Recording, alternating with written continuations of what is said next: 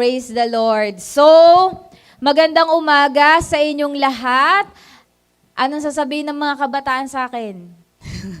Magandang umaga din. So, nandito tayo sa lugar na ito, sa Walter Mart Cinema 3, dahil tayo ay, katulad nga ng prayer ko kanina, may layunin ng Panginoon sa inyong buhay. Sabihin mo nga sa katabi mo, may layunin ang Lord, ang Diyos, sa iyong buhay.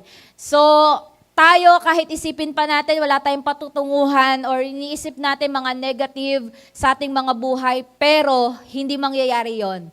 Basta ang ating mga buhay ay nasa kamay ng ating Panginoon. At hindi naman mabibigo ang Diyos dahil naniniwala ako na kahit pilitin kayo ng mga life group leaders ninyo or i-invite kayo or hindi ko alam kung paano kayo na-invite or nakita nyo lang sa Facebook, ang ating mga videos of invitation, naniniwala ko na meron sa puso ninyo na somehow ay gusto ring maranasan yung nararanasan natin every Sunday dito sa lugar na ito. And dahil may layunin ng Panginoon sa inyong buhay, may patutunguhan ng bawat isa. Amen ba?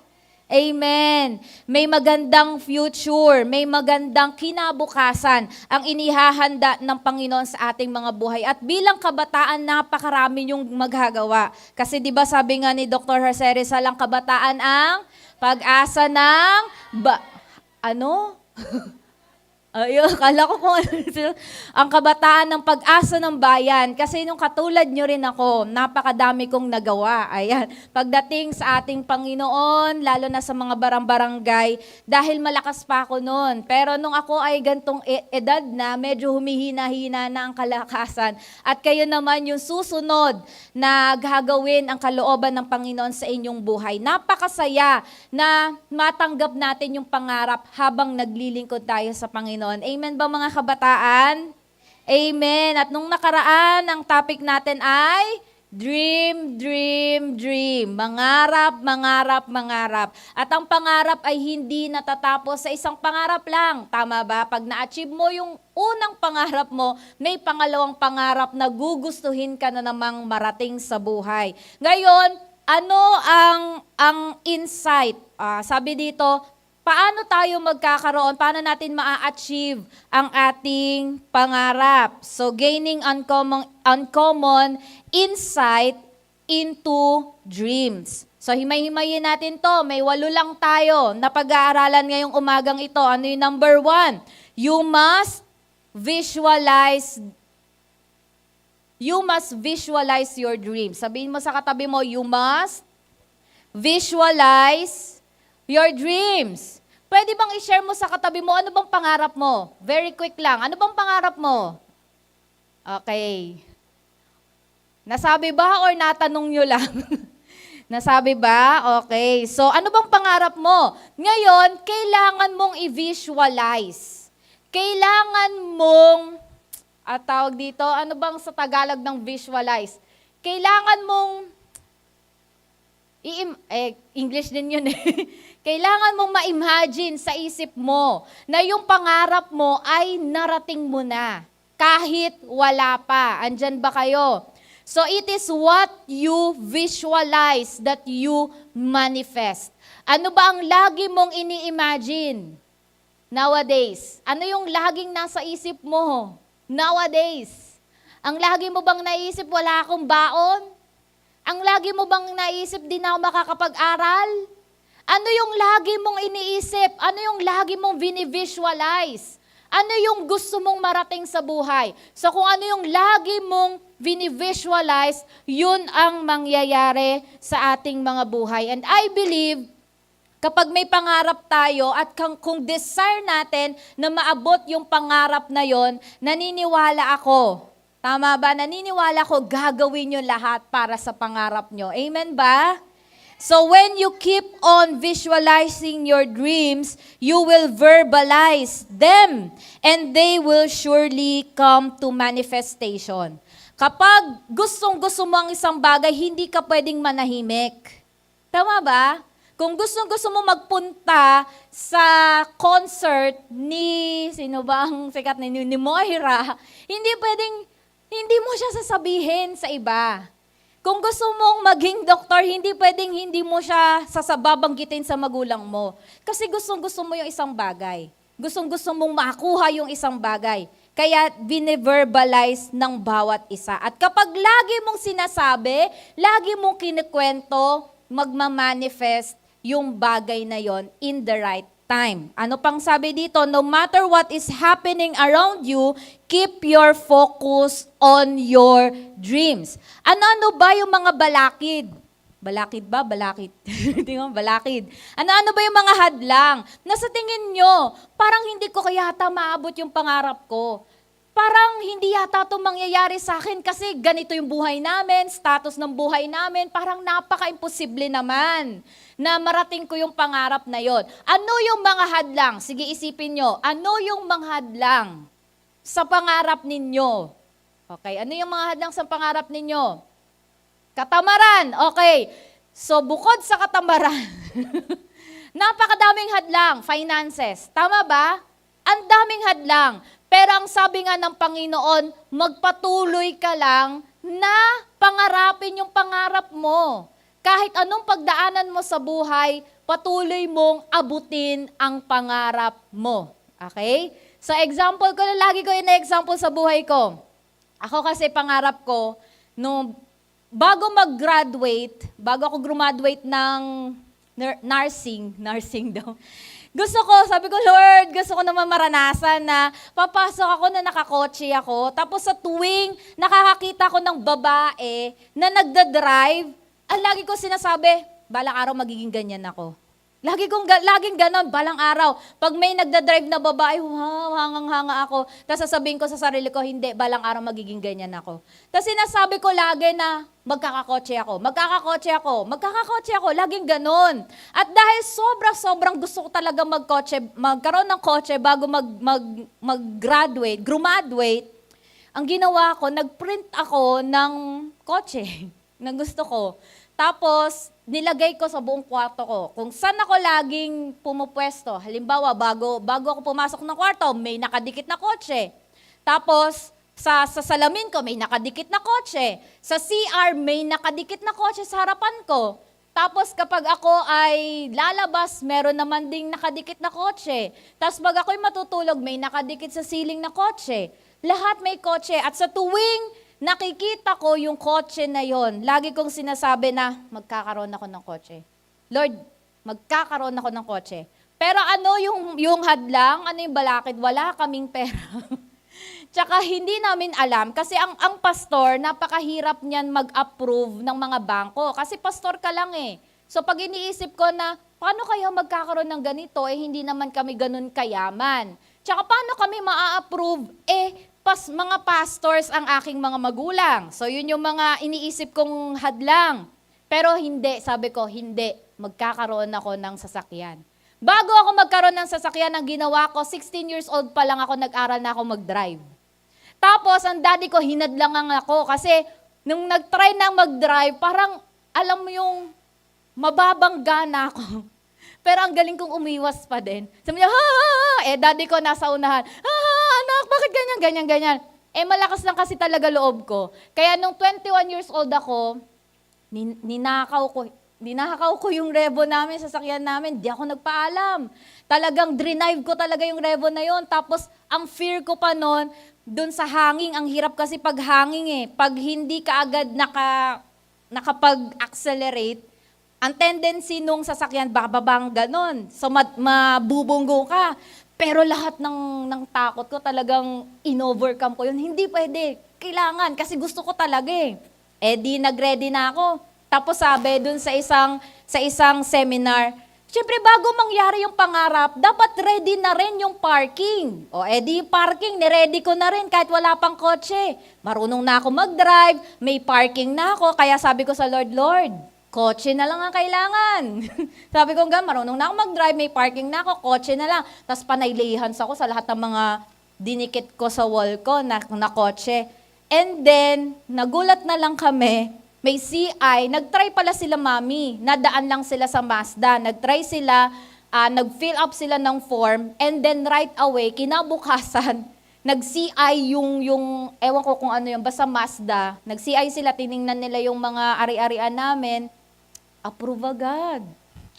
Nakakatuwa. Tapos na-release agad yung sasakyan. Kaya nung time na yon meron akong Mazda 3 na ang pangalan niya ay Pogi. Kaso lang binenta ko na siya ngayon kasi naluluma daw ang sasakyan. So kailangan habang pwede pang i-drive ay ibenta ko na daw at bumili na daw ako ng bago. So kailangan bini-visualize nyo. Sabi mo sa katabi mo, kailangan talaga bini-visualize mo.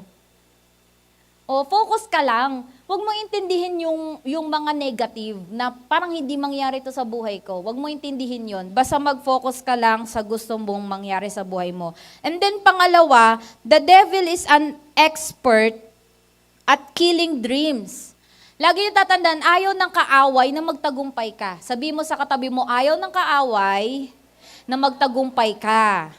Ayan. Kaya anong gagawin? Anong gagawin ng mga tao sa paligid mo, ng mga social media? Idi-distract ka. Uy, wag ka na lang magganyan kasi mas maganda yung ganito, 'di ba? O tapos makikita mo, ay parang ang saya-saya nga maging vlogger. O 'di ba? Maging vlogger, pero hindi naman yun yung pangarap mo.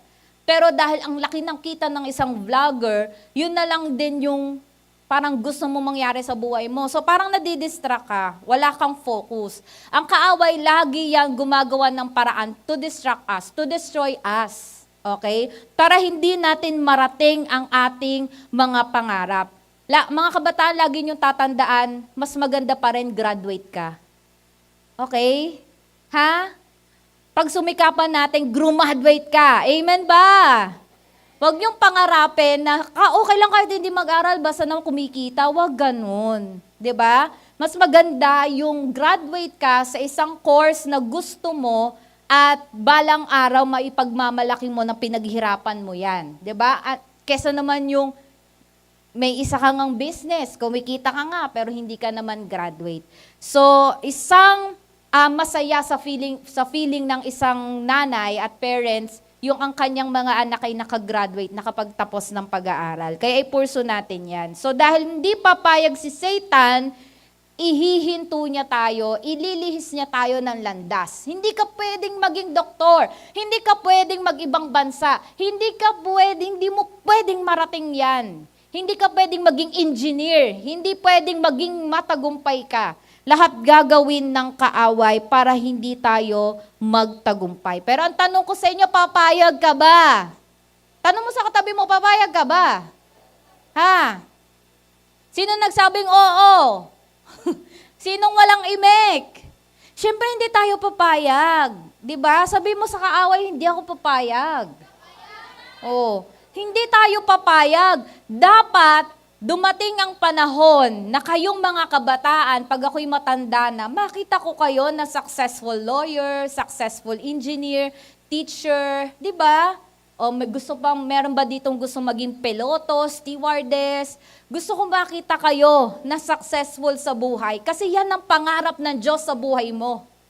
No? Yan ang pangarap ng Panginoon sa buhay natin. So wag nating hayaan na patayin ng kaaway ang ating mga pangarap. Pangatlo, you must protect your dreams. Okay, bakit kailangan protektahan? Okay, dreams are your greatest asset. Iba kasi kapag alam mo na pinangarap mo yon at hindi madaling abutin yon at biglang naabot mo, iba yung feeling. Iba yung feeling. So, you must protect your dreams. Saan natin po protektahan? Number 1, sa dream criminals. Pangalawa, powers that kill dreams at infancy. Pangatlo, powers that kill the dreamers at the point of their dreams. Ano pa? Pang-apat, powers that will enable people to plant good dreams without enjoying the harvest. Ano pa? Power that erase dream. Powers that exchange dreams. So these powers are on the prowl. They go back and forth in search of dreams to prey on. So you must prayerfully protect your dreams. Okay? Lahat ng kapangyarihan na yan, okay, nanakawin, aagawin sa atin yung pangarap na yan. Kaya kailangan nananalangin tayo. Sabi mo sa katabi mo, kailangan ipanalangin mo lagi ang iyong pangarap. Okay? Pang-apat, you must concentrate on your dreams. Hindi yung ngayon, gusto mong maging guro, tapos after 1 year, gusto mo na maging engineer. Okay? Tapos after 1 year uli, gusto mo nang maging doktor. O, tapos nakita mong naging successful yung isa, gusto mo na rin yung pinupurso niya. Okay? Kailangan concentrate ka, focus ka sa pangarap mo. Okay? Ngayon, nandito ang Panginoon. Kasi naniniwala tayo kung may 2 or 3 nagkakatipon sa kanyang pangalan, ang Lord ay nasa kanilang kalagitnaan. So, ano ba talagang pangarap mo? Ano ba talagang pangarap mo? Sige, yumuko kayo, pumikit kayo. Pag tinanong ng Diyos, ano ba talagang pangarap mo? Anong sasabihin mo ngayon sa Panginoon? Yuko kayo, pikit kayo, mag-pray kayo. Sabihin nyo, Lord, pangarap kong maging ganito. Okay na? Nasabi nyo na sa Lord? Yung pangarap ninyo? Ngayon, nung sinabi nyo na sa Panginoon yan, mag-focus ka na dyan. Okay? Mag-focus ka na dyan, hindi pwedeng lumihis ka dyan. Kasi the more na lumilihis ka, nag-iiba ka ng course, nag-iiba ka ng way, ng paraan para maabot mo yung dreams mo, lalong tumatagal na maabot mo yan. Okay? So you must concentrate on your dreams. So success comes through consecration and concentration. Okay? So, ang pagiging matagumpay daw, nakukuha yan sa consecrated life and sa concentration. Okay? Sa kung paano tayo mag-focus. Success comes when you narrow down your dreams and invest your resources in them. So, papaano ito? Example. Okay? Ako kasi gusto kong, ano bang pinangarap ko? Gusto kong maging, di ba na ano ko na sa inyo, naikwento ko na sa inyo na nakaraan, gusto kong maging doctor actually eh. Kasi yung daddy ko, may parang sakit siya sa puso, na stroke na siya nung unang bata pa lang ako. Kaya ang sabi ko, gusto kong maging doktor para maalagaan ko yung daddy ko. So hanggang sa pre-med, nursing, so nag-nurse ako. Hanggang sa hindi ko na naabot yung pangarap ko kasi ang hirap pala mag-doktor kasi parang ilang years yon, parang more than 10 years yata. Kasi nung sinabi sa akin, sabi ko, Dok, ilang taon ba para maging consultant, ganyan. Ay nako, napakatagal. Tapos kinuwenta niya, so almost 10 years bago ka talagang maging yung as in na doctor talaga. Although, 4 years, di ba, doctor ka na, general doctor ka, pero kung gusto mong meron kang specialization, another years na naman yon, tapos may experience pa sa hospital, napakatagal. Kaya sabi ko, Lord, magna-nurse na lang po ako. Tapos yun, di pangarap ko maging RN, ganyan. O hanggang sa, hindi ako agad kumuha ng exam hanggang sa yung sinabi ko sa inyo na sabi ko, Lord, ayoko naman ng yung pinag-aralan ko, hindi ko tinapos, hindi ako nakapag-exam. 8 years, nag-exam ako, pumasa. Tapos pangarap ko din na, Lord, sana naman, Lord, maliit na pangarap lang to, sana naman, Lord, maranasan ko na magtrabaho sa hospital. Pero Lord, ayoko kasi nung Sunday, may trabaho pa rin ako. Gusto ko, Lord, ang Sunday ay para sa'yo. So yun yung sa Lord. Kasi kung may Sunday, Lord, magre-resign po ako. Di ba natanggap ako nung time na yon na wala naman tinanong sa akin, kundi yes lang ako ng yes, no lang ako ng no. Tas okay, congratulations, tanggap ka na. So ang ganda ng ng pagtanggap sa akin.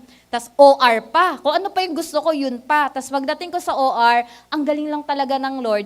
Kasi nagre-request off kami. So pwede. Kaya nakapaglilingkod ako sa Panginoon na nakuha ko yung pangarap ko. Na mag-nurse ako and at the same time ay naglilingkod ako sa ating Panginoon. So dapat mag-concentrate kayo kung ano yung gusto mong marating. Dapat lahat ng mga decisions mo in life, patungo dun sa pangarap nating lahat. Panglima, the bigger the dream, the longer it takes to give birth to. Sabi mo sa katabi mo, hindi agad-agad mangyayari yan. Okay, may perfect time ang Panginoon para mangyari yan. Lalo na kung extraordinary yung dream mo. Lalo na kung sobrang laki yung pangarap natin. Na gusto mo magkaroon ng hacienda, di ba? Sariling hacienda, sariling farm. Gusto mo makapagpatayo ng mansion na ang floor ay hanggang 5th floor, na may escalator, may elevator, or lahat na ginawa mo ng mall. Di ba? Tapos sa baba, may sarili kayong McDo, Jollibee, o yung bahay mo, ginawa mo ng building.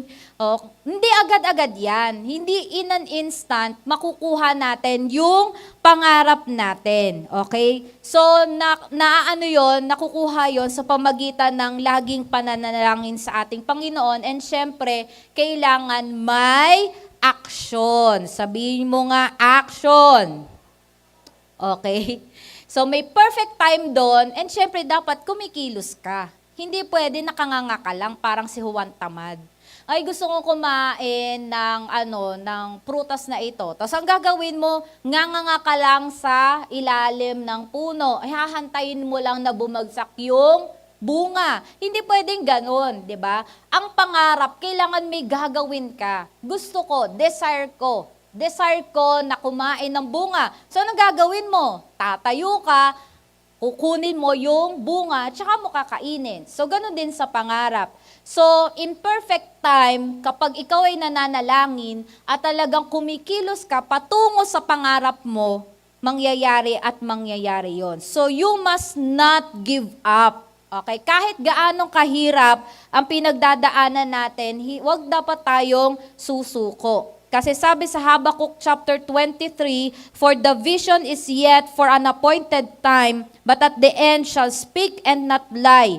Though it tarry, wait for it, because it will surely come, it will not tarry." So dito sa ating KKB, pangarap natin, anong pangarap natin?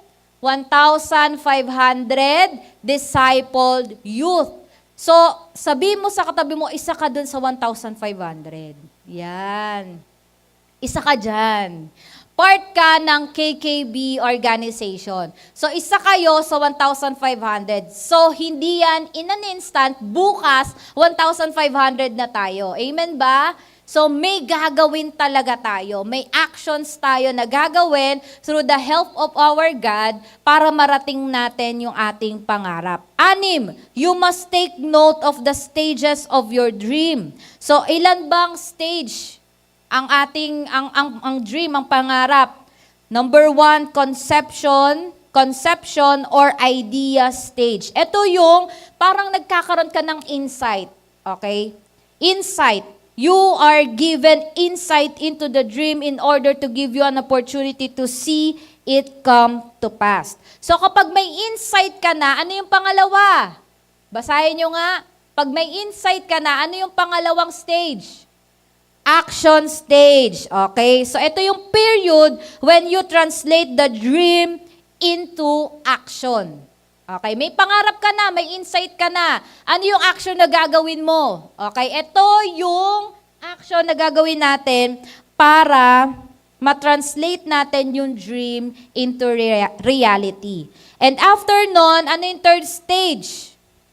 Hindi, mali yan. Third stage, conflict or struggle stage. Sa pangarap, hindi mawawalan ng struggle. Hindi mawawalan ng problema. Hindi mawawalan ng failure.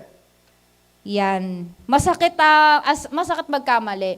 Pero pag takot ka ng ulitin, yan yung ituturo ko mamaya. Pag takot ka ng ulitin kasi baka mag-fail ka na, matatalo na tayo. So, hindi mawawalan ng conflict and struggle. Then, 5, kapag napagtagumpayan mo na yung problem, yung struggle, yung conflict, ano yung 4? Reaching the goal. Okay. Tsaka na mangyayari sa buhay mo. So, it is a point where your dreams are actualized. Kitang-kita mo na. Lahat ng pinaghirapan mo, andyan na. Kasi napagtagumpayan mo lahat. So, 7, when your dream is from God, it will come to pass as long as you remain faithful. Sabihin mo sa katabi mo, kung ang pangarap mo ay galing sa Diyos, mangyayari yan. Basta maging tapat ka lang. Okay?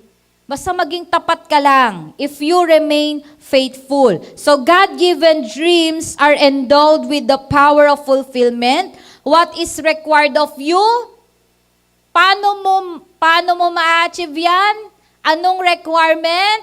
Ano yung word? Sigaw nyo. Ano yung word? English. 1, 2, 3, go. Faithfulness. Yan lang yung nire-require ng Panginoon sa atin. Faithfulness. Ano ba sa Tagalog ng faithfulness? Katapatan. Hindi yung nagkamali lang, ayoko na. Sa iba na lang ako. Okay? Hindi yung may nangyari lang, nasaktan ka, sumuko ka na. Ikaw ba yon? Tayo ba yon? Hindi, di ba? Kahit nasasaktan ka na, kahit duguan ka pa, kahit di mo na alam kung paano mangyayari, just remain faithful. Okay? Magpatuloy ka lang. Patuloy lang tayo. Just be faithful and God will fulfill His part. Again, lahat ng matatagumpay na tao, sumuko ba? Hindi. Kahit na bankrupt na, sumuko pa? Hindi. Kahit nabaon sila sa utang noon, nung nagkaroon ng problema, sumuko ba? Hindi. Okay? Kaya ngayon, successful sila kasi hindi sila sumusuko. Okay? Sabihin mo ulit sa katabi mo, just remain faithful. Huwag kang sumuko. Okay? Mangyayari at mangyayari ang pangarap mo. And then last, we grow by dreams. Okay? Sa dreams that are given to us from time to time had been programmed to challenge us to grow. Lahat yan ng pangarap, di ba may mga challenges. At sa challenges na yon, matututo ka. Pag nagkamali ako, ang sakit nun. Pero, tumingin kayo sa akin. Pag nagkamali ako, sobrang sakit nun. Minsan maiisip mo, ayoko na, suko na ako, pagod na ako. Minsan maiisip mo yun, tao lang naman tayo eh. Pero pag sumuko ka, sino ba talo? Sila o ikaw? Di ba? Tayo, pag sumuko tayo, wala. Tapos saka mo marirealize, bakit nga ba ako sumuko? Dapat di na ako sumuko. Di ba? So, tayo pa rin yung matatalo. So, dahil sa mga pagkakamali na nangyayari sa ating mga buhay, dun tayo lumalago. Okay? Ang importante, mga KKB, tumingin kayo sa akin, pag nagkamali kayo, pinangaralan kayo ng nanay nyo, pinangaralan kayo ng life group leaders ninyo, tanggapin nyo. Okay? Kasi sa pagkakamali na yon, natututo naman tayo eh. Alam nyo, mas greatest na teacher yung experience. Na kapag ikaw ay nagkamali, evaluate yourself, ba't ka nagkamali? And then after, matuto ka sa pagkakamali at wag mo nang balikan uli. Okay? Sabi mo sa katabi mo, wag mo nang balikan. Ha? Kasi pag binalikan mo pa yung pagkakamali mo, anong tawag sa'yo? T-A-N-G-A. Okay? Pag binalikan mo pa yung pagkakamali mo in the past, ano nang tawag sa'yo? T-A-N-G-A. Ibig sabihin, hindi ka natututo. Okay?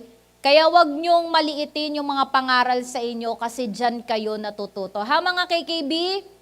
Ha? Kasi hindi ibibigay ng Diyos ang pangarap mo kapag hindi ka pa tinatapyas. Okay? Tumingin kayo sa akin. Ang halaman, tumingin kayo sa akin, ang halaman, the more na tinatapyas ka, the more na lumalago. Andyan ba kayo?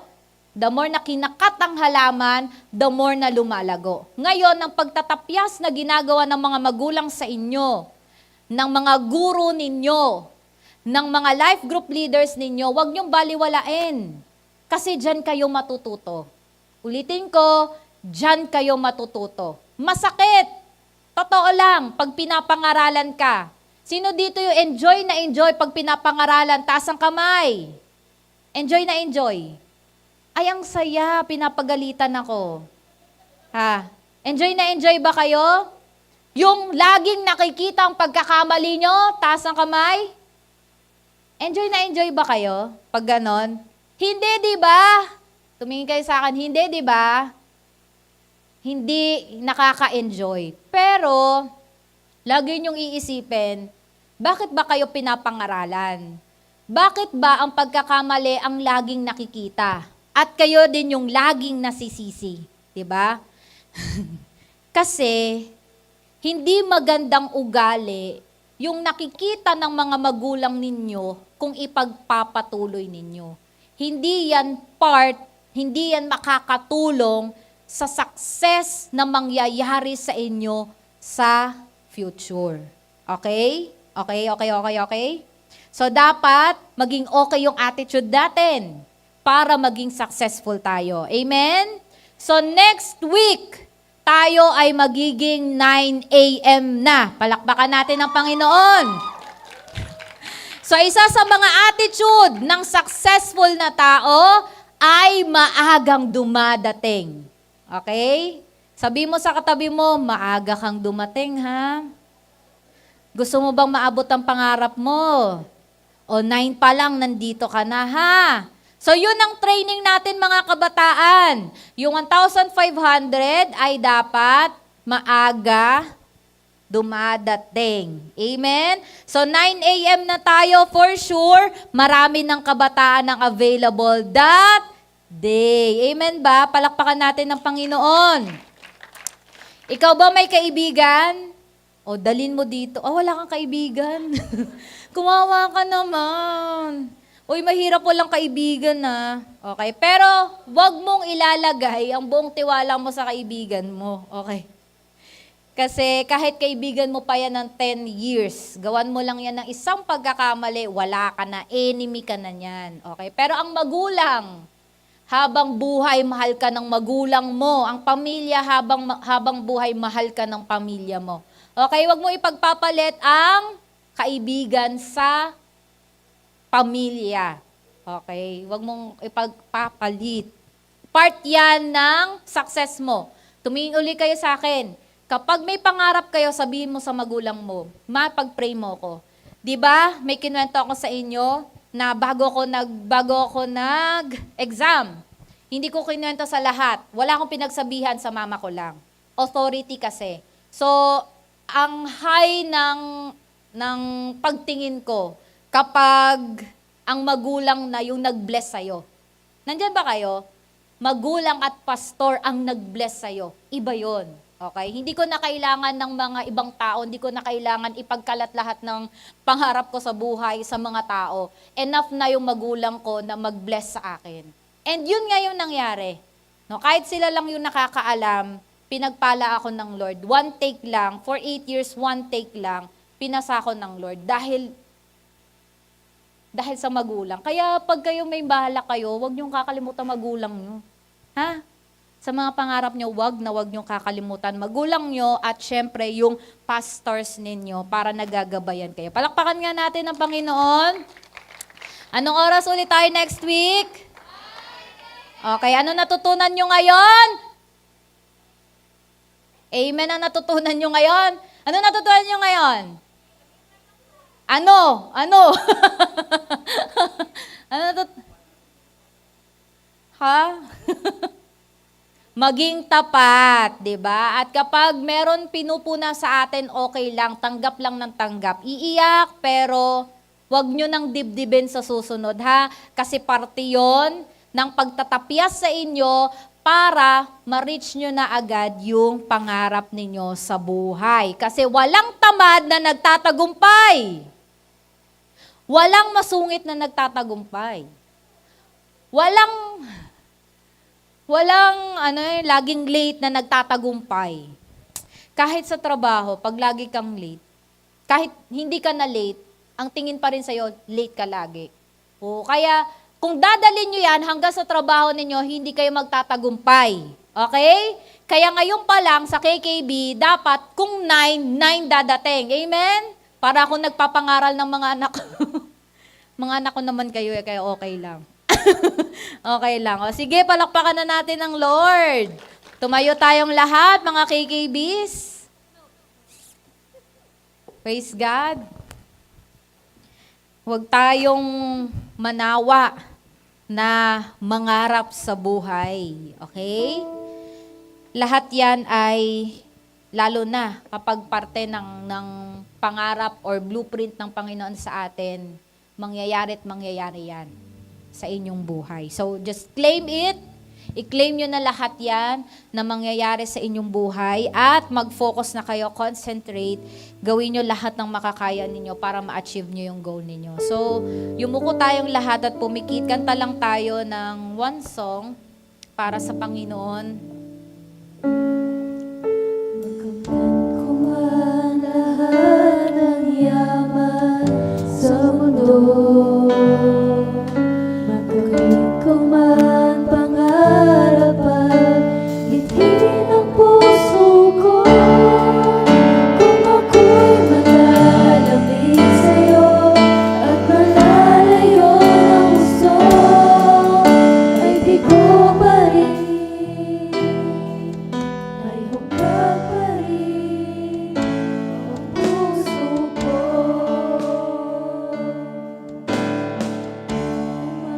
Lahat ng yaman sa mundo, makamit ko man pangarap at mithin ang puso ko. Kung ako'y malalamig sa'yo at malalayo ng gusto, ay di ko pa rin, ay hubag pa rin ang puso ko. Ikaw ang yaman. Ikaw ang yamang inaangat, ang pangarap kong sasapat, Panginoon, Panginoong Jesus. Ikaw ang yamang inaangat, ang pangarap kong sasapat, Panginoon,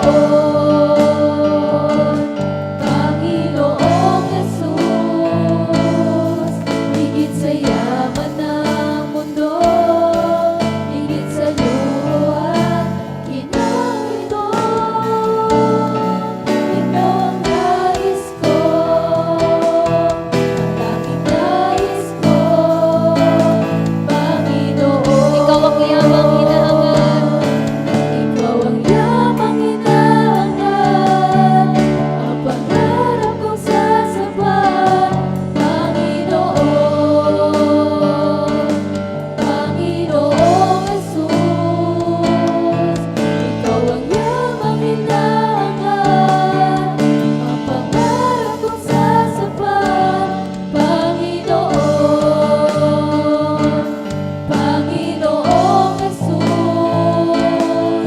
Higit sa yaman ng mundo, higit sa luho at ginang ito, ikaw ang nais ko, ang tanging nais ko, ikaw ang yaman ko, Panginoon. Hallelujah, hallelujah. Panginoon, tunay nga po, O Diyos, totoo po yung kinanta po namin. Aanhin po namin. All the Lord, pangarap mo sa amin na magtagumpay kami. Pero Lord, alam din po namin, katulad sa Book of Ecclesiastes, Panginoon, lahat ng bagay, Lord God, sa mundong ito, Panginoon, ay katulad ng isang hangin, Lord. Parang wala, Panginoon. Dahil ang totoong buhay namin ay buhay namin sa'yo. Totoong buhay namin, yung paglilingkod namin sa'yo.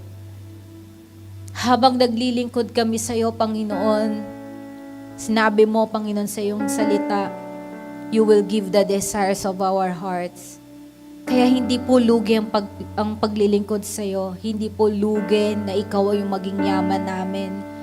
Hindi po lugi na ikaw yung maging pangarap namin. Hindi po lugi, Lord, na mapaglingkuran ka namin. Habang, Lord, unti-unti naming na-achieve yung amin pong mga pangarap. Salamat, Lord, dahil napakatapat mo sa amin pong mga buhay. Salamat, Lord, na niremind mo ang bawat isa po sa amin na magpatuloy na mangarap, Lord. Pangarapin yung pangarap mo na maraming tao ang madala sa iyong harapan, makilala ka, Jesus, bilang Panginoon at sarili nilang tagapagligtas. Nawa, Lord, yung pangarap mo na yon ay maging pangarap din po namin, kasabay ng pangarap po namin sa buhay. Panginoon, daming testimony, Lord, na nilet go, Panginoon, ng mga pangarap. Pero, Lord, nangyari pa rin, Lord God, yung dinidesire ng amin pong mga puso. Dahil, Lord, tapat ka, Panginoon, sa amin pong mga buhay. Hindi mo hahayaan na, Lord, na kapag ikaw yung pinangarap namin, hindi mo hahayaan na hindi kami maging maligaya, na hindi namin maabot yung pangarap namin sa aming pong pamilya. Lord, tulungan mo ang mga kabataang ito. Lord God, ngayon pa lamang na mag-concentrate sila, Panginoon, sa pangarap na inimplant mo sa kanila pong mga puso. Na kahit anong mangyari sa mundong ito, kahit anong sinasabi ng iba na hindi nila kaya, na gumive up na sila, na iba na lang yung pangarapin nila. Pero Lord, I believe, Lord God, na hindi aksidente kung bakit pinangarap nila yung pangarap na yon. Ikaw ang naglagay sa puso nila. And I just pray, Panginoon, bigyan mo po sila ng kalakasan, ideas, Panginoon, concepts, Lord, kung paano nila marireach yung goal na yon, yung pangarap po nila sa kanila pong mga buhay. And I believe, Lord God, na lagi mo rin i-remind sa kanila, Panginoon, na nandyan ka para tulungan sila, nandyan ka para gabayan sila, Panginoon, habang tinatahak nila yung mga pangarap nila na iyon. Samahan mo po sila, wag niyo pong hayaan na ma-distract sila ng kaaway ni Satan, Panginoon. Manghina sila, matakot sila, Panginoon, wag na nilang ipagpatuloy. Nawa, Panginoon, bigyan mo po sila ng kalakasan na nagmumula, katapangan, Lord God, na nagmumula lamang po sa inyo, na despite, Lord God, ng mga problems, persecution, conflicts, Lord God, ay magpatuloy pa rin po sila, Panginoon, sa gusto nilang tahakin sa kanila pong mga buhay. And I just pray, Panginoon, na hindi lang po sila maging attendee, Lord God, member, Panginoon, ng church na ito, kundi, Panginoon, sama-sama kami as your 1,500 disciple, Lord God, na kabataan, Lord God, na KKB, part ng KKB organization, ay kaming lahat, Panginoon, ay sama-sama na i-reach out lahat ng mga kabataang nawawalan ng pag-asa, lahat ng mga kabataang nangangailangan ng Jesus, Lord, sa kanila pong mga buhay. Dahil, Panginoon, nakikita namin napakadaming kabataan na ayaw nilang magstay sa kanila pong mga bahay dahil mas nakakahinga sila, Panginoon, outside and even sa kanilang mga kaibigan. Panginoon, kung kami ganun yung nararanasan namin, walang kapayapaan sa loob ng tahanan, Lord God, how much more, Lord God, yung hindi ka pa nakikilala. Kaya Lord, nawa, lahat kami magtulong-tulong para, Lord, yung mga kabataan na yon ay ma-reach out din po namin. Kasi, Lord, iba kapag may Jesus sa puso. Iba, Lord, kapag sinuko namin ang buhay namin sa iyo, nagkakaroon kami ng direksyon. Kaya, Lord, tulungan mo po kami pangarapin ang pangarapin mo na magkaroon ng 1,500 discipled youths, Lord God, sa KKB organization.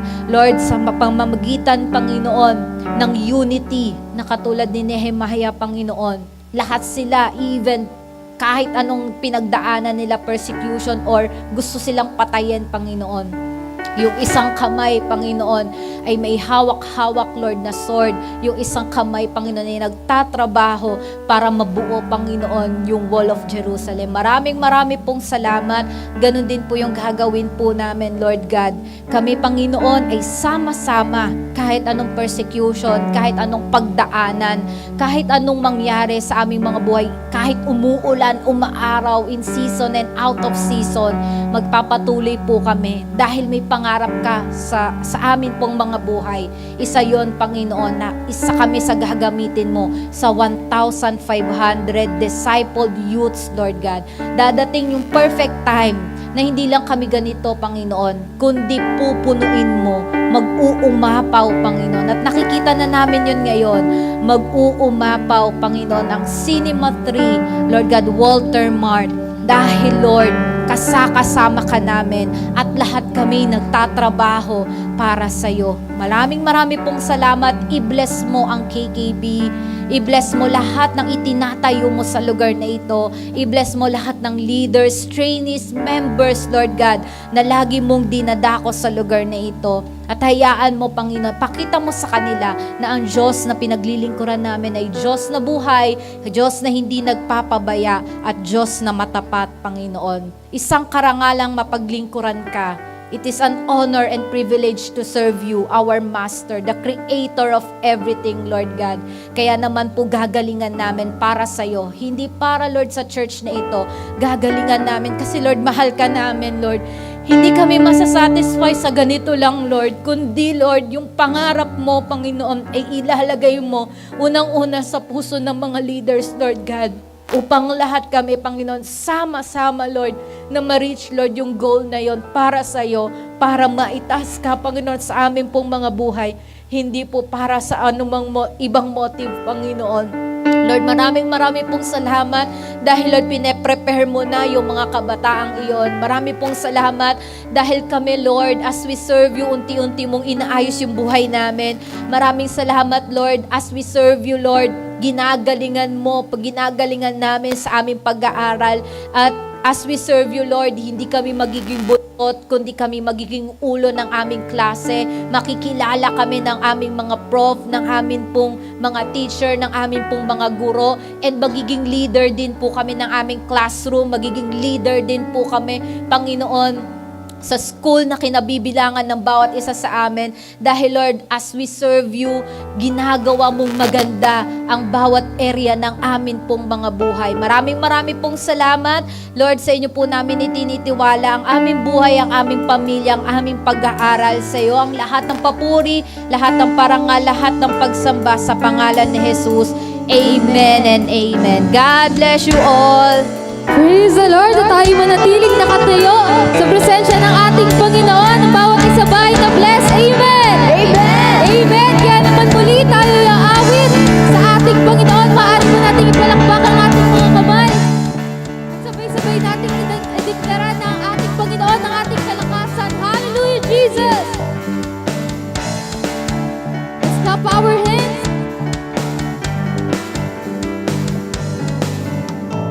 Ikaw ang kalakasan sa oras ng kahinaan, O Diyos magpagkailanman. Ikaw ang siyang sandigan ko, buog at siyang kublihan ko, O Diyos magpagkailanman. Ikaw lamang ang kailangan, pag-ibig mo walang hanggan. Sapat ang iyong biyaya sa bawat sandali. Ikaw ang lahat sa akin, ikaw lamang ang kailangan, pag-ibig mo walang hanggan. Sapat ang iyong biyaya sa bawat sandali.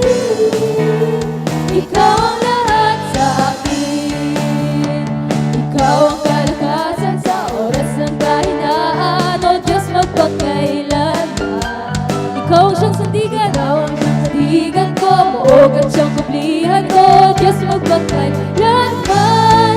Ikaw lamang ang kailangan, pag-ibig mo walang hanggan. Sapat ang iyong biyaya sa bawat sandali. Ikaw ang lahat sa akin, ikaw lamang ang kailangan, pag-ibig mo walang hanggan. Sapat ang iyong biyaya sa bawat sandali. Ikaw ang lahat sa akin. Let's sing KKB. Ikaw lamang ang kailangan, pag-ibig mo walang hanggan. Sa bawat sandali. Ikaw ang lahat sa akin, ikaw lamang ang kailangan, pag-ibig mo walang hanggan. Sapat ang iyong biyaya